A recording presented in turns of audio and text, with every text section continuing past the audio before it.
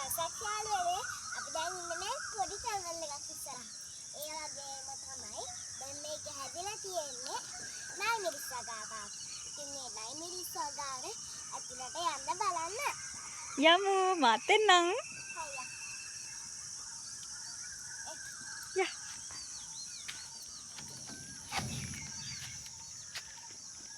ඇතුළට යනකොට ටක් ගාලා මේ දොර වහගන්නවා. ඔව්. අනිත් දොර අරින්නේ මේ දොර වැහුවට පස්සේ නේ? ඔව්. මන්ට වහන්න? ඉතින් වහන්න සත්‍ය යනකොට අපි මේක අරනකොට ඒකට සත්‍ය යනවා. ඊළඟට ඒ සත්‍ය කනකොට අපිට ආයෙ නයිමිරිස් වගාව කරන්න හම්බෙන්නේ නැහැ. ඒ නිසා සත්‍ය වෙන එක කන්ට්‍රෝල් කරගන්න තමයි මේ ඩබල් ඩෝර් සිස්ටම් එක දාලා තියෙන්නේ. නේ? මේවා දාලා තිබ්බට ඒවට දැන් අපි කොළ පාට ටේප් එකක් ගහන්න හදලා.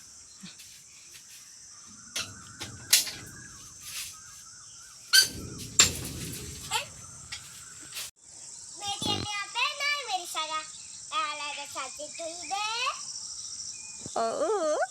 ඔයා තරමටම දැන් නයිමිරිස්ස ගිහිල්ලා හරිම ලස්සනයි. අපි දැන් කියලා දෙන්න හදන්නේ මේකේ කොළ කඩන විදි. එන්න මෙහෙමයි කඩ.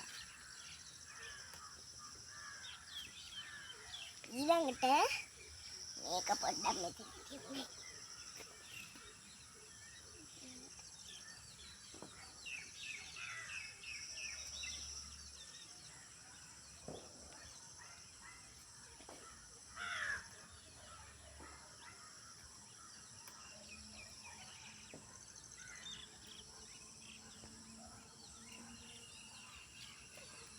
අන්න ඒ වගේ සුද්ධ කරා.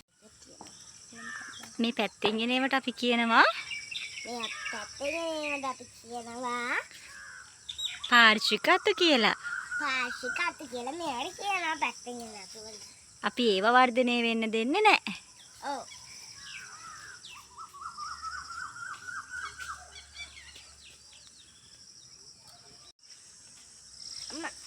මේ තියෙන්නේ දවස් 28ක් විතර ගියපු නයිමිරිස් වගාවක්. ඉතින් මේ නයිමිරිස් වගාව මම වගේම මගේ චූටි දුවත් හරිම ආසාවෙන් තමයි බලාගන්නේ. ඉතින් එයාට මේ වගා බිම පොඩ්ඩක්වත් නුපුරුදු තැනක් නෙවෙයි. එයා සුපුරුදු පරිදිම මගේ වැඩවලට ගොඩක් උදව් කරනවා. ඉතින් මේ එක්ස්පීරියන්ස් එකත් එක්ක එයා හරිම කැමැත්තෙන් තමයි මේ විදිහට ඔයාලට වීඩියෝ අරගෙන ඉන්නේ. එයා තනියම ගිහිල්ලා මේ අතු ඉවත් කරනවා. ඊට පස්සේ මල් පිපිච්ච ඒවා බලනවා. හරිම කැමැත්තෙන් එයා දෛනිකව මෙන්න මේ වැඩ ටික කරගන්නවා.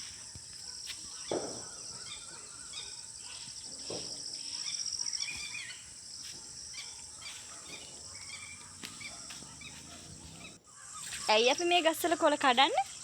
කොළ කඩන්න මේ වගේ හැදුනහම ආලෝකය වැටෙන්නේ නැති අතිපිහිත වෙන කොළ ටික කඩනවා. ඊට පස්සේ ඉතර ටික තියනවා.